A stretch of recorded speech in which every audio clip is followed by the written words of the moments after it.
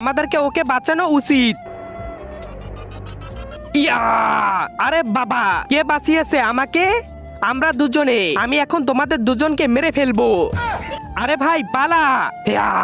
দাঁড়া শালা, এই মমি থেকে আমাদেরকে সেই বাবাই বাঁচাতে পারবে, আমি তার কাছে যাই। ইয়া!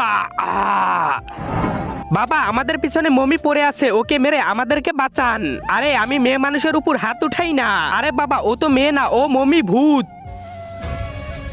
এই নাও, এই জাদু ছুরি দিয়ে ওকে মারতে পারবে, এটা একবারেই কাজ করবে। ভাই ওই দেখ মমি। ইয়াহু, মরে গেছে মমি। ভাই ওই দেখ মমি এখানে। তাহলে আমি কাকে মেরেছি?